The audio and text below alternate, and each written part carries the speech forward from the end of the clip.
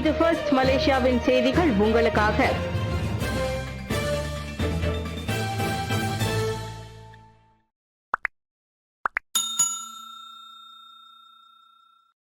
சட்டவிரோத குடியேறிகளை நாடு கடத்தும் ட்ரம்ப் நிர்வாகத்திற்கு போப்பாண்டவர் கண்டனம்.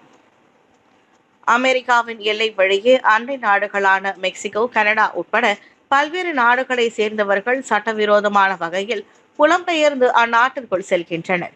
இந்நிலையில் இதுபோன்ற சட்டவிரோத குடியேறிகளுக்கு எதிராக ட்ரம்ப் தலைமையிலான புதிய அரசு கடுமையான நடவடிக்கைகளை எடுத்து வருகிறது. இதன்படி அவர்களை நாடு கடத்தும் நடவடிக்கைகளை அரசு மேற்கொண்டு வருகிறது. இந்தியா, கனடா, மெக்சிகோ உள்ளிட்ட பல்வேறு நாடுகளை சேர்ந்த சட்டவிரோத குடியேறிகளை கண்டறிந்து அவர்களை அவர்களது சொந்த நாட்டிற்கு அமெரிக்க அரசு அனுப்பி வைக்கிறது. இந்நிலையில் சட்டவிரோத குடியேறிகளை நாடு கடத்தும் ட்ரம்ப் நிர்வாகத்திற்கு கத்தோலிக்க திருச்சபையின் தலைவரான போப்பாண்டவர் பிரான்சிஸ் கண்டனம் தெரிவித்துள்ளார். இந்த நடவடிக்கையானது புலம்பெயர்ந்தோரின் கண்ணியத்தை பாதிக்கிறது என்றும் இது மோசமான முடிவடையும் என்றும் போப்பாண்டவர் எச்சரித்துள்ளார். அமெரிக்க பாதிரியார்களுக்கு எழுதிய கடிதத்தில் அவர் இதனை தெரிவித்துள்ளார்.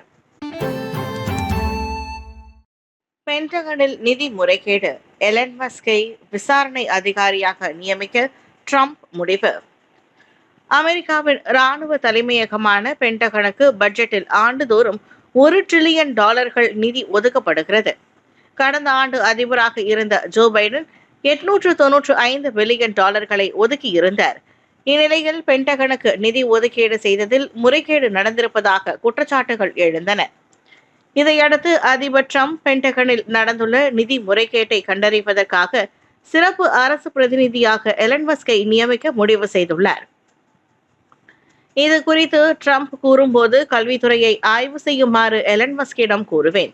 அதன் பிறகு இராணுவத்தில் ஆய்வு செய்ய சொல்வேன். பென்டகனில் நடந்த பல $100 மில்லியன் முறைகேடுகளை விரைவில் கண்டுபிடிப்போம் என்றார் அவர்.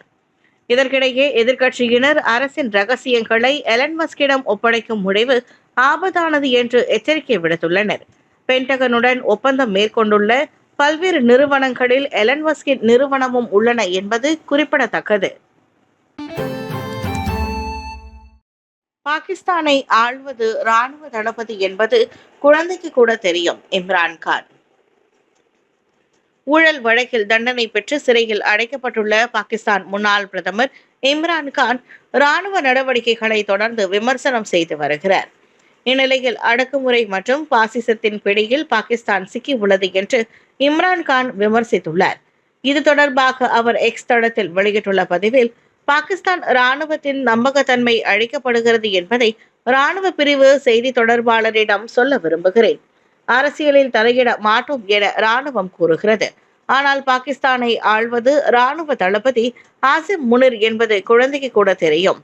கவுன்சிலர் தேர்தலில் கூட போட்டியிடாத மொஹமின் நக்வி உள்துறை அமைச்சர் போன்ற ஒரு நபரிடம் நாடு ஒப்படைக்கப்பட்டுள்ளது. இப்போது கிரிக்கெட் முதல் நாட்டின் உள்துறை மற்றும் வெளி விவகாரங்கள் வரை அனைத்தையும் அவர் கட்டுப்படுத்துகிறார். அடக்குமுறை மற்றும் பாசிசத்தின் பிடியில் பாகிஸ்தான் சிக்கியுள்ளது என்றார் அவர். இஸ்ரேல் ஹமாஸ் விவகாரம், பணைய கைதிகளை விடுவிக்க காலக்கெடு விதித்த ட்ரம்ப். இஸ்ரேல் மற்றும் பாலஸ்தீனம் இடையேயான மோதல் போக்கானது பல வருடங்களாக நீடித்து வரும் சூழலில் பாலஸ்தீனத்தின் காசா பகுதியை தங்களுடைய கட்டுப்பாட்டில் வைத்துள்ள ஹமாஸ் பயங்கரவாத அமைப்பினர் இஸ்ரேல் மீது கடந்த 2023ஆம் ஆண்டு அக்டோபர் 7ஆம் தேதி தாக்குதல் நடத்தினர். இதில் இஸ்ரேல் கடுமையாக பாதிக்கப்பட்டது. ஆயிரக்கணக்கானோரை கொன்று குவித்தும் நூற்றுக்கணக்கானோரை பணைய கைதிகளாக சிறைப்பிடித்தும் சென்றனர். இதனைத் தொடர்ந்து காசாவுக்கு எதிரான போரில் இஸ்ரேல் ஈடுபட்டது. ஓராண்டுக்கு தாக்குதல் மேற்கொண்ட பிறகு நடந்து வரும் நிலையில் காசா பகுதியில் 46,000க்கும் மேற்பட்ட பாலஸ்தீனர்கள் உயிரிழந்துள்ளனர். லட்சக்கணக்கானோர் காயமடைந்து உள்ளனர்.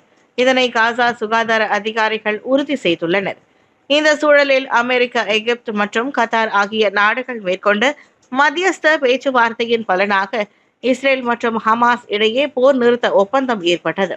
இதன் அடிப்படையில் இஸ்ரேல் கைதிகள் மற்றும் பாலஸ்தீன கைதிகள் பரஸ்பரம் விடுவிக்கப்பட்டு வருகின்றனர்.